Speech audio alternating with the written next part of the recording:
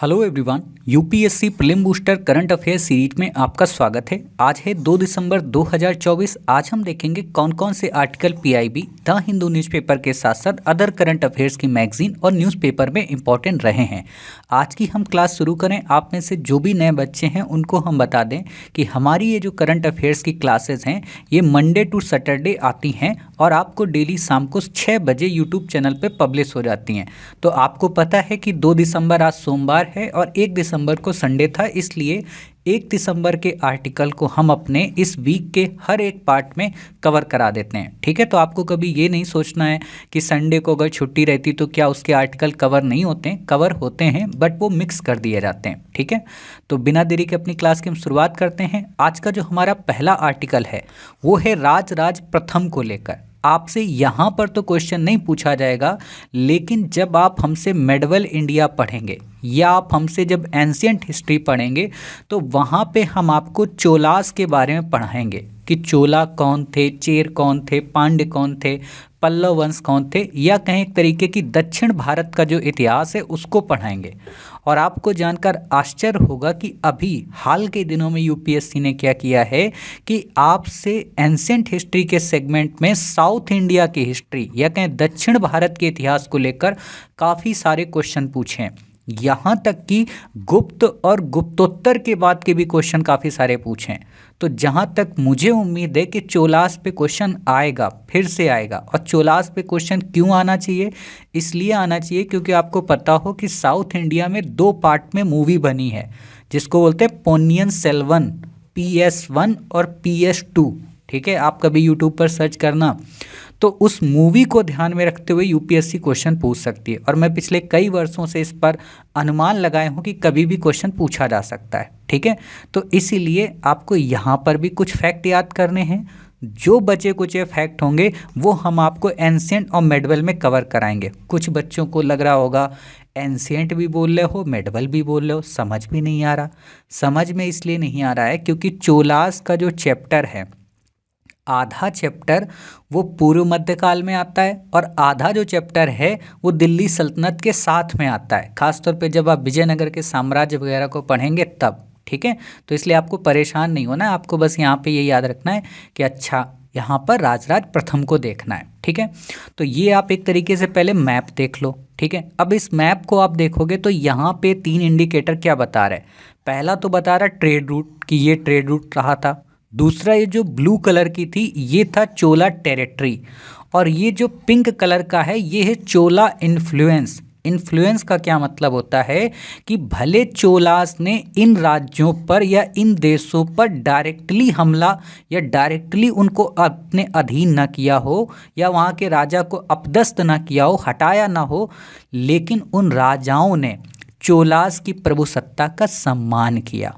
समझ गए? यानी कि चोलास एक ऐसे राजा थे, ऐसी डायनेस्टी थी जिसने उपनिवेशवाद या कहें अपने उपनिवेश बनाए थे भारत के बाहर। और इसीलिए आप देखिएगा कि जब चोलास ने ये चीज़ की शुरुआत की थी, इसीलिए भारत के बाहर आपको अंकोर वाट, बोरोबदूर, है ना, बौद्ध धर्म का प्रसार, शैव धर्म का प्रसार, इवन रामायण, महाभारत, ये सब आपको देखने को मिलेगा। इसीलिए जो साउथ ईस्ट एशिया का रीजन है इसमें भारत की संस्कृति और भारत के संस्कारों का समावेशन आपको मिलता है। ठीक है, तो ये बातें समझ में आ गई। ठीक है, अब जो आपसे क्वेश्चन यूपीएससी पूछेगी, ठीक है, उसके बारे में बात करते हैं। यूपीएससी आपसे यहाँ पे कई प्रकार के क्वेश्चन पूछती है। पहला क्वेश्चन तो आपसे टाइमलाइन पे आएगा कि चोलास कब आए।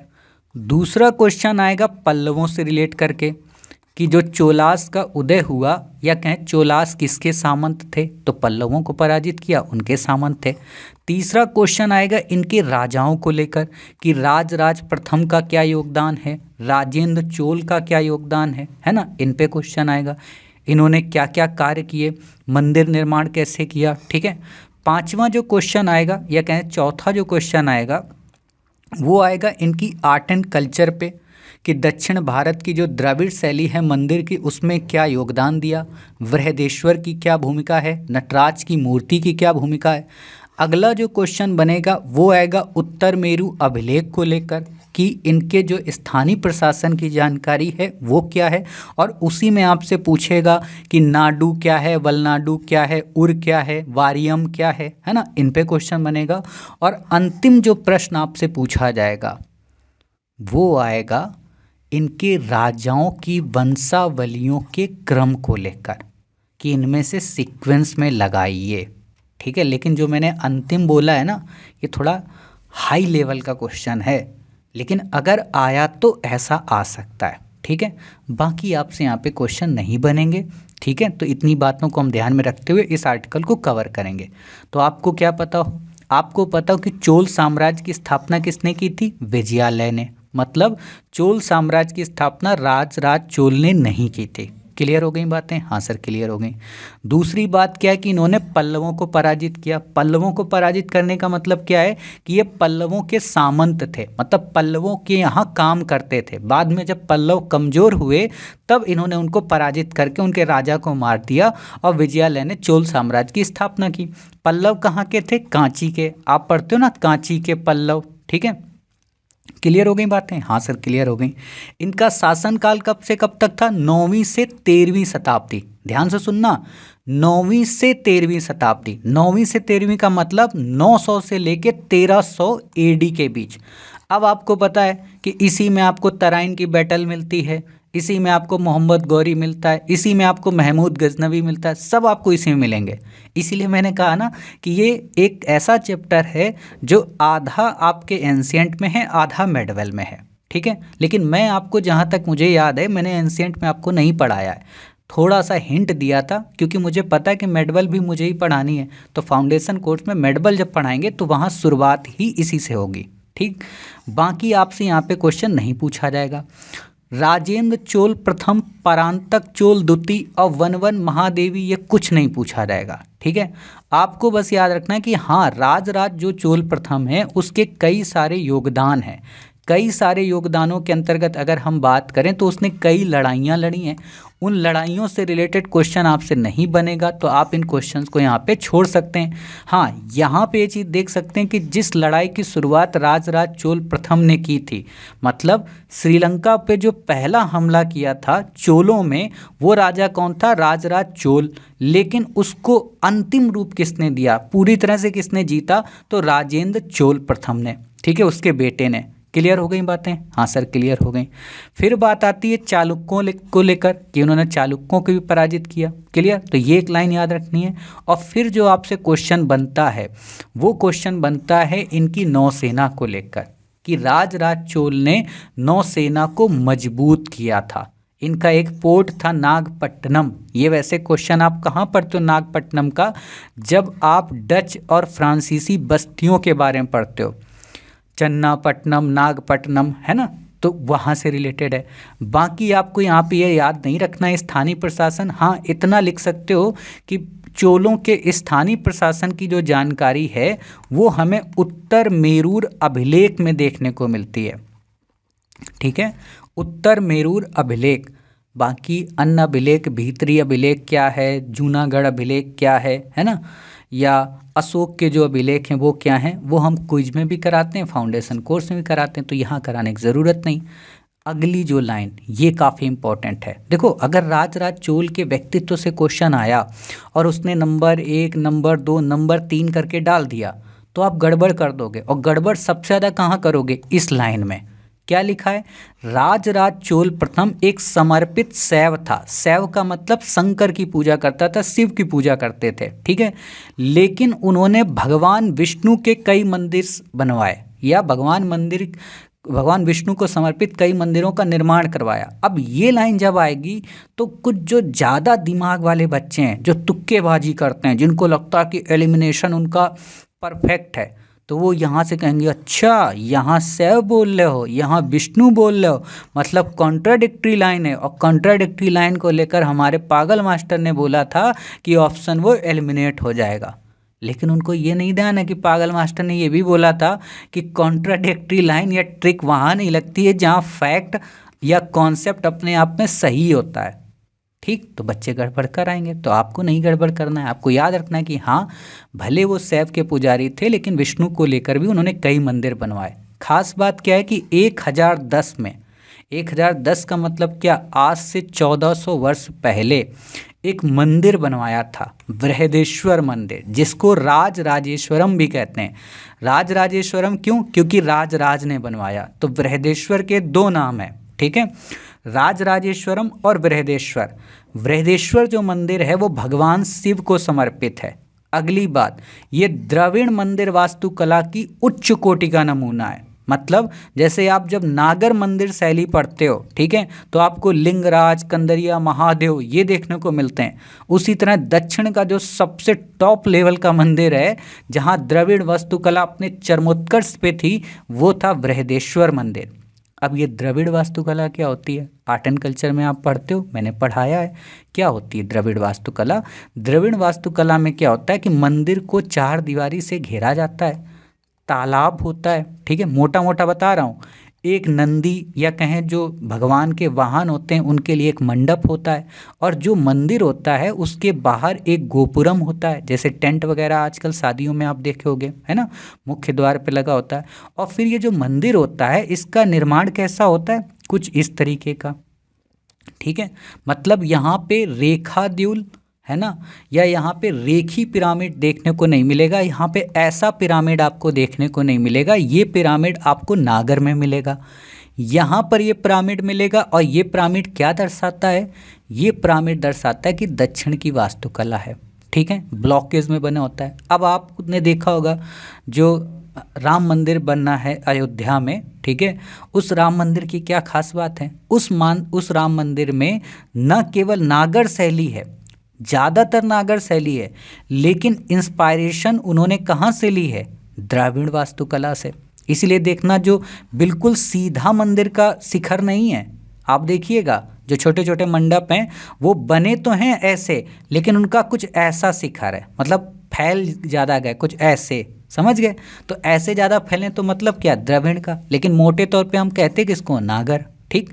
यहाँ पर एक क्वेश्चन क्या बनेगा, जब मैंने आपको आर्ट एंड कल्चर पढ़ाया है, क्या बनाया था वहाँ पे क्वेश्चन कि हो सकता है आपको काफ़ी सारे मंदिर दे दे और पूछे कि इनमें ये बताओ कौन कौन से नागर के हैं, कौन से द्रविड़ के हैं, कौन से बेशर के हैं, ठीक। तो ये चीज़ें पता हो। फिर बात आती है यहाँ पे, क्या बात आती? चोल मूर्ति कला को लेकर। यहाँ पर जो आपको मूर्तियाँ मिलती हैं सामान्यतः वो किस पर बनी होती हैं? पीतल की, तांबे की या कांसे की, ठीक है। और इन मूर्तियों की खास में सबसे जो बेहतरीन मूर्ति बनी है वो किसकी है? नटराज की, जो तांडव नृत्य कर रहा है। अब क्वेश्चन आपसे पूछा जा सकता है इंटरव्यू में कि नटराज की मूर्ति के नीचे जो राक्षस है या जो वो पर्सन है वो कौन है? तो आपको पता हो, अपस्मार। अब ये चीज़ मैंने कहीं आपको पढ़ाई है। कहाँ पढ़ाई है मैंने? जब आपको मैंने G20 की क्लासेस कराई थी। आप में से जिन बच्चों ने G20 की क्लासेस नहीं की हैं वो लास्ट में यहाँ पर देखना, आपको रिकमेंडेशन में मिल जाएंगी, और G20 की क्लास कर लेना।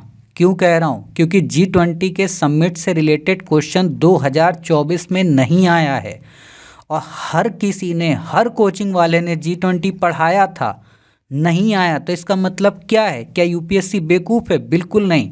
यूपीएससी ने उस क्वेश्चन को बचा कर रखा है। कब के लिए? 2025 के लिए। क्यों? क्योंकि उसको पता है कि 2025 में कोई इतनी गहराई से नहीं पढ़ाएगा, समझ गए? तो इसलिए आपको वहाँ पे फेल करेगा। और मास्टर ने आपको G20 काफ़ी गहराई में पढ़ा रखा है। जैसे G20 का क्वेश्चन 2025 के लिए इम्पोर्टेंट है, वैसे ही चंद्रयान 3 का इम्पोर्टेंट है। तो उन क्लासेस को आप मिस मत करिए, प्लेलिस्ट में जाकर उनको देख लीजिएगा। और G20 ही मैंने कवर नहीं कराया, बल्कि जितनी भी आर्ट एंड कल्चर से रिलेटेड क्वेश्चन थे वहाँ पे, मोदी जी ने किसको क्या दिया, क्या लिया, है ना, कहाँ फ़ोटो खिंचाई, कहाँ फ़ोटो नहीं खिंचाई, महाउपनिषद क्या है, गीता से क्या रिलेट है, सब कुछ पढ़ाया है। तो वो कवर कर लेना, क्योंकि मुझे आपको बेहतर से बेहतरीन बनाना है, बकवास वाले बच्चे नहीं बनाने। अब कुछ बच्चे कहेंगे आपको कैसे पता कि आपका सोर्स है क्या यूपीएससी में? तो आप मुझे बस एक चीज़ का उत्तर दे देना, भारत सरकार ने हर घर तिरंगा प्रोग्राम कब मनाया था? 2022 में। यूपीएससी ने क्वेश्चन किस वर्ष पूछा है? 2023 में। समझ गए? इसलिए मैं आपसे कह रहा हूँ इसलिए आपको भूलना नहीं है कोई चीज़, ठीक। बाकी आपसे क्वेश्चन नहीं पूछा जाएगा कि बाघ प्रतीक वाले हैं क्या है। अब चोल प्रशासन के बारे में आपको यहाँ पर कुछ नहीं याद रखना है। हाँ, दो क्वेश्चन याद रखना जो आपको किसी बुक में नहीं मिलेंगे। पहला पेरांतारम है ना, और सिरुंतरम है ना, पेरुंतारम और सिरुंतरम ये क्या हैं, तो इनको आप बताना। ये दो अधिकारी हैं, ये किसी बुक में नहीं मिलेंगे, इसलिए मैंने यहाँ पे दिए हैं, ठीक। तो इनको लेकर क्वेश्चन आ सकता है। अगला क्वेश्चन आएगा कि प्रांतीय प्रशासन के विभाजन को, जैसे आपने देखा है ना मेडवल इंडिया में क्वेश्चन आया है, परगना, सिक है ना, सूबा, गांव, क्वेश्चन आया है ना, तो वैसे ही यहाँ पे आएगा। क्या आप बताइए प्रांतीय प्रशासन का सीक्वेंस क्या है, तो आपको पता हो कि मंडलम, वलनाड या कहें कोट्टम, नाडु और उर। पहले मंडलम आएगा, उस मंडलम में काफ़ी सारे कोट्टम या वलनाड होते हैं, उस वलनाड में काफ़ी सारे नाडु होते हैं, और उन नाडु में काफ़ी सारे उर होते हैं। और उर क्या थी, गांव, ठीक है। बाकी आप पढ़ोगे सभा समिति उर है ना, या विदत पढ़ते हो ना एंशिएंट में। खैर बाकी आपसे क्वेश्चन नहीं पूछा जाएगा कि कितना टैक्स लेते थे कितना टैक्स नहीं लेते थे, ये आपसे नहीं आएगा, ठीक है। ये भी आपसे क्वेश्चन नहीं पूछा जाएगा, यहाँ पे भी क्वेश्चन आपका नहीं बनेगा। वारियम के बारे में पता हो कि ये समितियाँ होती थी, है ना, जैसे आज भी आप देखते होगे संसद में कई समितियाँ होती हैं, है ना, वैसे ही वहाँ पे भी समितियाँ होती थी। व्यापार को लेकर आपको बस दो बातें याद रखनी, क्या कि नानादेशी और मणिग्रामम, ठीक है। ये पढ़ाता हूँ, वैसे मैंने पढ़ाया है, वहाँ आपका रिवीजन हो रहा होगा। मणिग्रामम और नानादेशी ये क्या थी, ये दो क्या बोलते हैं उसको, श्रेणियाँ, ठीक है। ये दो श्रेणियाँ हैं, और भी कई श्रेणियाँ हैं जिनका नाम मैंने वहाँ बता रखा है, ठीक है। तो ये आपको याद रखना है। कांचीपुरम और मामल्लपुरम जो थे वो व्यापारिक केंद्र थे, ठीक है। बाकी आपको यहाँ पे याद नहीं रखना है। अब व्यापार कहाँ से होता था, सीधी सी बात है, आपको जब बॉर्डर दिखा दिया, अब क्वेश्चन आ जाए कि दक्षिण पूर्व एशिया से व्यापार नहीं करते थे, और आप मान भी लो, तब तो फिर धिक्कार है मुझे अपनी पढ़ाई पे, ठीक। अब बात करते हैं बृहदेश्वर मंदिर के बारे में। 1000 वर्षों से बगैर नींव के खड़ा है मंदिर, है ना। आपसे देखो बोल रहा है कि मैं बृहदेश्वर मंदिर बोल रहा हूँ, तो इसके बारे में मैं क्या ही आपको पढ़ाऊँ, है ना। सारी चीज़ें तो मैंने बता दी कि स्तंभ युक्त है ना, गोपुरम है यहाँ पे, ठीक है। अब ये क्वेश्चन आ सकता है कि इसको क्या पढ़ेंगे, राज राजंती रुवाशल, है ना, राज राजंती रुवाशल, ठीक। प्रदक्षिणा पथ वही जो मैंने आपको बोला ऐसे, ठीक है। गर्भगृह के चारों ओर होता है, और बाकी मंदिर को परकोटे से, अच्छा उसको परकोटा बोलते हैं, ये जो है ना इसको परकोटा बोलते हैं। प्रदक्षिणा पथ का मतलब वो जो घूमते हैं, आपने देखा होगा ना मंदिर के पीछे कुछ लोग घूमते हैं। जैसे एक वीडियो अभी वायरल हुआ था, बांके बिहारी मंदिर का शायद था, तो वहाँ पे क्या था कि एक उनकी हाथी की मूर्ति थी और उससे पानी टपक रहा था। किसी ने कहा कि ये भगवान का चरणामृत है, तो एक ने पीना शुरू किया, फिर सब पीने लगे, धीरे धीरे लोग कप में भी भरने लगे। बाद में बांके बिहारी मंदिर के प्रशासन को पता चला, उन्होंने कहा भैया ये एसी का पानी है जो बचा हुआ निकल रहा है, हमारे देश में है ना ये सारी चीज़ें, ठीक है। तो ये चीज़ें हैं यहाँ पे। बाकी भित्ति चित्र या भरतनाट्यम की 108 मुद्राएं दिखाई गई हैं ना, ये सब आपसे क्वेश्चन नहीं पूछा जाएगा, आपको यहाँ पे याद रखने की ज़रूरत नहीं है। क्लियर हो गई बातें, हाँ सर क्लियर हो गई। नटराज प्रतिमा के बारे में आपसे क्वेश्चन इंटरव्यू में आएगा, ठीक है। तो ये कौन सा व्यक्ति है, अपस्मार, जो मैंने बताया, ये आग है, ये व्योमकेच है ना, ये मुद्रा है, अभय हस्त है, डमरू है, ये सब आपसे नहीं पूछा जाएगा यहाँ पे, ठीक। तो आपको यहाँ पे याद नहीं करना। आनंद तांडव, आनंद का नृत्य है ना, किसका क्या अर्थ है, डमरू का क्या अर्थ है, अग्नि का क्या अर्थ है, अभय मुद्रा का क्या अर्थ है। यदि आप हिस्ट्री के स्टूडेंट हैं, हिस्ट्री ऑप्शनल के, तो आप ये मान कर चलिए कि आपसे इंटरव्यू का पैनल ये वाला क्वेश्चन जरूर पूछेगा कि डमरू का क्या अर्थ है, अग्नि का क्या अर्थ है। तो अभी आप मत याद रखिए, क्योंकि आपका पागल मास्टर आपको उस समय सब सिखा देगा, ठीक है। इंटरव्यू के देखो जो क्वेश्चंस होते हैं ना, जो आपसे पूछे जा सकते हैं, और मुझे जो रोज़ आते हैं ध्यान में, चाहे वो हिस्ट्री ऑप्शनल वाला हो या नॉन ऑप्शनल वाला हो, किसी अन्य सब्जेक्ट का, मैं वो लिखता रहता हूँ। तो आप ये मत सोचना कि हम भूल गए, तो हम नहीं भूलेंगे, ठीक है। बाकी क्या योगदान है आपसे क्वेश्चन में नहीं आएगा, ठीक है, ये भी आपसे क्वेश्चन नहीं पूछा जाएगा, ठीक। अब बात करते हैं इनकी समुद्री गतिविधि की। तो आपको पता होना चाहिए कि इनकी नौसैनिक शक्ति थी, है ना, जो कि आप समझ लो, जो लोग कहते हैं ना कि पुर्तगाली और अंग्रेज आए थे उन्हीं के पास नौसैनिक थी, हमारे पास भी थी, है ना, और काफ़ी स्ट्रॉन्ग थी, तभी तो हम बाहर के देशों को जीत पाए। ठीक है, यहाँ पर बस एक क्वेश्चन आ सकता है कि कप्पल सत्तीरम क्या है। ठीक है, कप्पल सत्तीरम, तो याद रखना ये जहाज निर्माण से रिलेटेड एक ग्रंथ है। ये क्वेश्चन आएगा आपसे और ये आपको कहीं नहीं मिलेगा। ठीक है, तो बस इतनी चीज़ें आपको यहाँ पे पढ़नी थी। अगला हमारा आर्टिकल है बायोप्लास्टिक को लेकर। जो भी बच्चे पीछे की क्लास हमारी कर रखे हैं वो देख कर ही बता देंगे कि बायोप्लास्टिक किससे बनी होगी। ठीक है, मैंने आपको क्या पढ़ाया है? मैंने आपको पढ़ाया ना कि जहाँ पर बायो आ जाए तो उसका मतलब होता है जीव जंतु, जहाँ फाइटो आ जाए उसका मतलब होता है पादप, जहाँ लैक्टो आ जाए वहाँ मतलब होता है दूध से रिलेटेड। ठीक है, और जहाँ पे ब्लू आ जाए उसका मतलब होता है महासागर से रिलेटेड। ठीक है, तो यहाँ बायो आया तो बायो का मतलब जीव जंतुओं से रिलेटेड होगा। अब जीव जंतु कहाँ पे होते हैं? जीव जंतु जो हमारी फसल वगैरह में होते हैं वहाँ पे होते हैं। ठीक है, अब बायो को एक तरीके से फाइटो के रूप में भी यहाँ कन्वर्ट करके कई बार लोग लिख देते हैं। तो ये बायो प्लास्टिक है क्या? प्लास्टिक तो आप जानते हो ना, जो बोतल या अन्य चीज़ें जो आपके आसपास सामने हैं, है ना, वो प्लास्टिक है। लेकिन इन्होंने क्या किया है कि जो भी हमारा कचरा बचता है गन्ने का, जैसे गन्ने का कचरा कहाँ आप देखोगे, जो आप गन्ने का जूस पीने जाते हो, रस पीने जाते हो, उसके बाद उसकी जो खोई बचती है, ठीक है, तो उसका वैसे उपयोग कहाँ किया जाता है? वैसे उसका उपयोग किया जाता है एथनॉल में। ठीक है, लेकिन कई बार एथनॉल के बाद भी वो वेस्ट बचता है, जैसे पत्ते कई बच गए, है ना, पत्ते का थोड़ा ना एथनॉल में यूज होता है, वो तो गन्ने का यूज होता है। तो बाकी जो भी पत्ते हैं, जो भी वेस्ट है, उन वेस्ट का उपयोग करके उसमें थोड़ा सा केमिकल मिला के उसको बिल्कुल डेजोल्यूशन, मतलब उसको मिला दिया जाता है, विलयन कर दिया जाता है, और उसमें पॉलीइथिलीन नाम का एक केमिकल और रेजिन मिला देते हैं, जिससे वो कन्वर्ट हो जाता है प्लास्टिक में। ठीक है, थोड़ा सा वापस आते हैं। वापस क्यों आते हैं?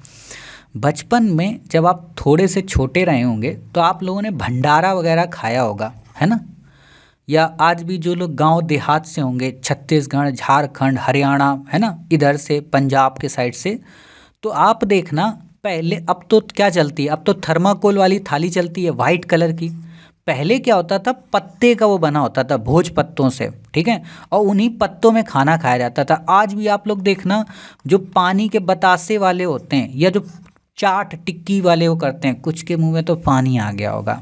ठीक है, खैर वो जो चाट टिक्की वाले होते हैं, जो बड़ी बड़ी दुकानें होते हैं, वो लोग आज भी उसी पत्ते वाले दोने में ही सामान देते हैं। ठीक, तो वो जो पत्ता वाला दोना होता है ना, वो भी एक तरीके का बायो होता है, लेकिन उसको प्लास्टिक नहीं बोलते। क्यों नहीं बोलते हैं? क्योंकि वहाँ पे पॉलीथिलीन नहीं मिलाया जाता है। पॉलीथिलीन क्या करता है कि इसको एक तरीके का हाइब्रिड मोड दे देता है, ना तो प्योर प्लास्टिक होती है और ना ही प्योर ये वनस्पति या कह सकते हो पत्ते होते हैं। ठीक है, तो ये बस डिफरेंस है, बाकी आपको यहाँ पे याद नहीं रखना है। अब सीधी सी बात है, बायो होगा तो डिग्रेड हो जाएगा, है ना, बहुत जल्दी इन्वायरमेंट से ख़त्म हो जाएगा। तो जो प्लास्टिक का भंडार बना है, क्योंकि प्लास्टिक कभी डिग्रेड नहीं होती है, आप 200 साल बाद भी प्लास्टिक को निकालोगे तो प्लास्टिक की पन्नी मिलेगी आपको। ठीक है, कभी आपको लगे कि मास्टर झूठ बोल रहा है तो कूड़ा घर में कूड़ा बिनने चले जाना। ठीक है, वहाँ देखोगे पुराने ज़माने के जो आप पार्ले जी बिस्किट खाते थे, उसकी भी पन्नियाँ वहाँ नीचे दबी मिलेंगी। ठीक, बाकी यहाँ पे कुछ याद नहीं करना है, मैंने बस ये हवाबाजी के लिए आपको बताया है। आपको बस इतना याद रखना है कि उत्तर प्रदेश का जो बलरामपुर चीनी मिल है, ठीक है, वहाँ पर भारत की पहली बायो प्लास्टिक फैक्ट्री बनाई गई है, बनाई जाएगी वहाँ पे। ठीक, बाकी आपसे क्वेश्चन नहीं आएगा यहाँ पे। अब बायोडिग्रेडेबल होगी, कॉमन सी बात है। ठीक, तो इससे ज़्यादा आप चीज़ों को मत याद करिए। यहाँ पर आपसे क्वेश्चन नहीं पूछा जाएगा कि पारंपरिक में और बायो में क्या अंतर है। हाँ, जब आप इन्वायरमेंट के प्रोटेक्शन की बात करते हैं, ठीक है, इको फ्रेंडली की बात करते हैं, तो वहाँ पर फिर आप इसका इस्तेमाल कर सकते हैं। क्लियर हो गई बातें? हाँ सर, क्लियर हो गई। यहाँ पर अब आप इसको स्किप कर दो। अगला हमारा आर्टिकल है वन नेशन वन सब्सक्रिप्शन। एक बात कहना चाहूँगा, हो सकता है आप लोगों को कुछ को बुरा लगे, क्योंकि जो हमारे माननीय प्रधानमंत्री जी के भक्त होंगे उनको बुरा लग सकता है, लेकिन मैं एक बात कहना चाहूँगा, ये जो हमारे यहाँ कॉन्सेप्ट चल रहा है ना, वन नेशन वन सब्सक्रिप्शन, है ना, वन नेशन वन इलेक्शन, है ना, वन क्या कहते हैं, बहुत सारी चीज़ें चल रही वन के नाम से, है ना, कहने वाला जो भी ये एकात्मकता की जो बात चल रही, हर चीज़ को एक कर देना, ठीक, ये आगे चल के बहुत बड़ा खतरा उत्पन्न करेगी। पूछो कैसे? आज हम वन नेशन वन सब्सक्रिप्शन की बात कर रहे हैं, ठीक, आगे चल के जैसे हम लोग एक चीज़ बोलते हैं ना, वन नेशन वन सब्सक्रिप्शन, आगे हम क्या आंदोलन करेंगे? One nation one language, one nation one क्या कहते हैं, वन नेशन वन स्टेट, है ना, धीरे धीरे आएगी यहाँ पे। और फिर एक दिन आ जाएगी वन नेशन वन गॉड, ये भी आएगा। तो इंडिया की जो डाइवर्सिटी है या इंडिया की जो डाइवर्स कॉन्सेप्ट है, समझ गए, वो ख़त्म हो जाएगा। तो यदि आप में से जो बच्चा one nation one election, one nation one subscription, है ना, इन चीज़ों का सपोर्ट करता है, थोड़ा रुक कर सोचना, क्योंकि Bharat one culture one language वाला कंट्री है ही नहीं, वन रिलीजन वाला कंट्री है ही नहीं। भारत की खूबसूरती यही है कि भारत में डाइवर्सिटी है। जैसे मैं छोटी सी बात आपसे कहूँ, ठीक है, आप ईमानदारी से बताना, मान लो जैसे आप देवी हो या आप देवता हो, ठीक है, मान लो, और आप में से हर एक देवी हर एक देवता की शक्ल एक ही जैसी हो जाए, सीधी सी बात है। जब वन नेशन वन सब्सक्रिप्शन हो सकता है तो वन ह्यूमन क्यों नहीं हो सकता है? हो सकता है। सबका सेम कलर हो जाए, सेम रंग हो जाए, सेम रूप हो जाए, सेम नेचर हो जाए, जो ये 84 लाख योनियां हम बोलते हैं, सब एक हो जाएं, सिर्फ धरती में गाय ही पाए जाएं, बाकी कुछ ना पाया जाए। आप मुझे एक बात बताओ, आप बोर नहीं होगे? थक जाओगे? पागल हो जाओगे? सुसाइड कर लोगे? आप जो ये जीवन में खुश रहते हो, ये लोग जैसे खुश हैं, मज़े कर रहे हैं, क्यों मज़े कर रहा है पीछे? क्यों? क्योंकि ये अलग चेहरा दिख रहा है, इसका अलग दिख रहा है, इसका अलग दिख रहा है, इसका अलग दिख रहा, एक दूसरे को देखकर ही खुश हो रहे हैं। तो डाइवर्सिटी को जो लोग समाप्त करने का प्रयत्न कर रहे हैं, उनसे बच कर रहे हैं ना। हाँ, कई जगह पे आप काम कर सकते हो, जैसे वन नेशन वन टैक्स, ठीक है, जैसे वन नेशन वन एग्ज़ाम, ठीक है, ये आप कर सकते हो कि वन नेशन वन एग्ज़ाम का हमने पोर्टल बना दिया और वही संस्था है देश के सारे एग्ज़ाम कंडक्ट करा रही है, उसको पावर हमने दे दी। या वन नेशन वन सब्सक्रिप्शन या one nation one digital portal, एक ही मार्कशीट है, सब जगह काम करेगी। या जैसे ये वन नेशन वन सब्सक्रिप्शन, ये अच्छा है, लेकिन मैंने इसकी आड़ में बताया कि आगे क्या हो सकता है कि one nation one political party, ये भी तो हो सकता है। तो इस वननेस के कॉन्सेप्ट से बचना, जब भी आपको आइडिया ऑफ इंडिया पे स्पीच देना हो तो आप इस वर्ड को और इस बात को लिंक करना, लोग आपकी बात को सुनेंगे और ध्यान देंगे। आप मुझे एक बात बताओ, आपकी माताजी ने क्या आपको अकेले जन्म दे दिया? या मेरे पिताजी ने, मेरी माताजी ने क्या अकेले जन्म दे दिया? नहीं ना, जब डुएल मिले तभी तो हम आए। तो भारत में डुएल का कॉन्सेप्ट है। भारत में आप क्या पढ़ते हो? अद्वैतवाद, द्वैतवाद, द्वैतवाद, वेदांत। इसका मतलब क्या है? यही तो है कि डाइवर्सिटी की हम बात करते हैं। और जब हमको लगता है एकात्म की बात है तो एकात्म की कर लेंगे। अब हालांकि ये तो अपनी लीगेसी बनाना चाहते हैं वन नेशन वन सब्सक्रिप्शन की, ठीक है, तो आपको यहाँ पे नहीं जाना। खैर, आपको इस आर्टिकल पे क्वेश्चन क्या बनेगा, हो सकता है यूपीएससी आपसे यहाँ पे क्वेश्चन ना पूछे, ध्यान से सुनना मेरी बात, हो सकता है वन नेशन वन सब्सक्रिप्शन पे यूपीएससी क्वेश्चन ना पूछे, बट आप अगर टीचिंग की तैयारी करते हैं, आपका इत्र मित्रगण सहेली दोस्त कोई भी तैयारी करता है, तो उससे ज़रूर क्वेश्चन पूछा जाएगा, चाहे नेट का हो, चाहे सेट का हो, चाहे टेट का हो, ठीक है, सब जगह क्वेश्चन आएगा, तो वहाँ के लिए इम्पोर्टेंट है। लेकिन हम पढ़ेंगे फिर भी क्या है ये वास्तव में 3 वर्ष का एक प्रोग्राम है जो कि शोध लेखों और पत्रिकाओं तक लोगों की पहुँच बनाएगा, ठीक है। पहले क्या होता था कि अगर हमें कोई शोध, रिसर्च पेपर, कोई हमें डॉक्यूमेंट चाहिए होता था तो उसके लिए अलग अलग भटकना पड़ता था, इस लाइब्रेरी, उस लाइब्रेरी, इस यूनिवर्सिटी, उस यूनिवर्सिटी। यहाँ ऐसा नहीं होगा, यहाँ एक ही जगह आपको सब कुछ मिल जाएगा, ठीक है। और ये किसको फ़ायदा करेगा? 1.8 करोड़ स्टूडेंट को, 6300 इंस्टीट्यूशंस के मिला के, समझ गए।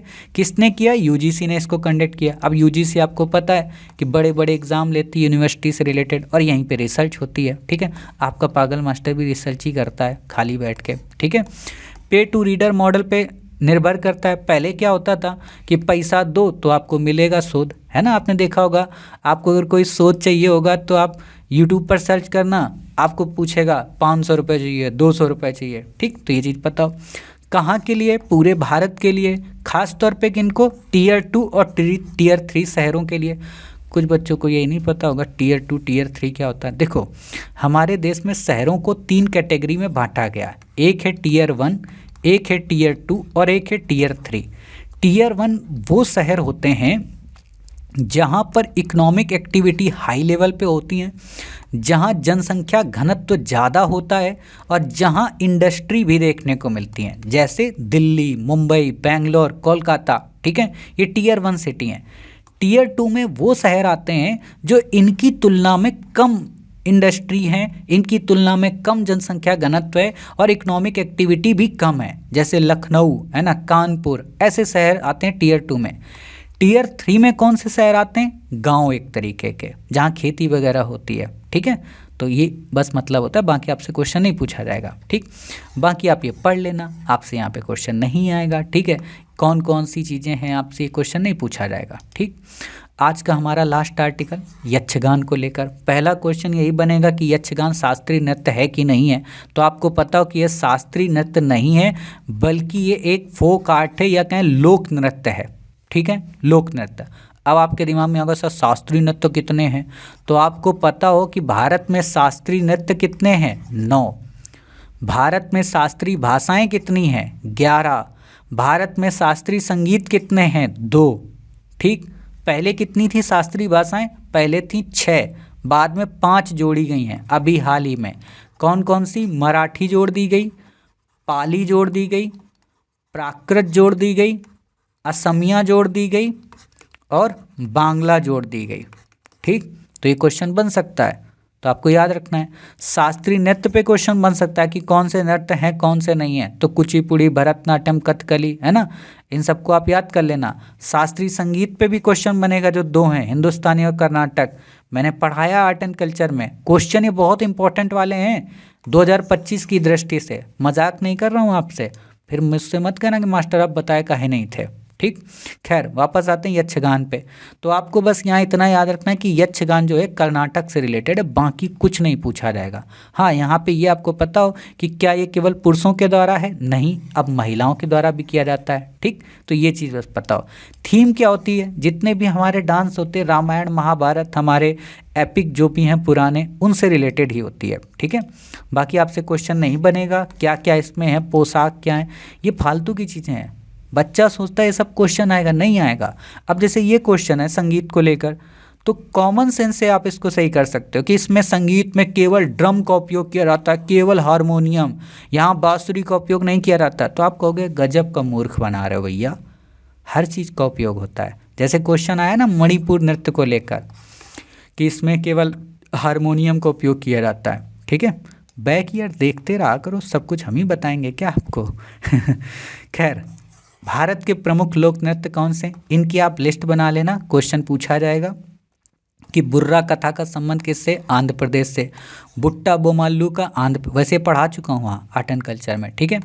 बिहू का असम से, बिरहा और जट जटिन का बिहार से, गौरा मारिया राउत नाच का छत्तीसगढ़ से, तरंग मेल और फुगड़ी का गोवा से, गरबा को सबको पता है, चारबा को हिमाचल। ये याद रखना, गरबा के चक्कर में चारबा मत भूल जाइयो, ठीक है।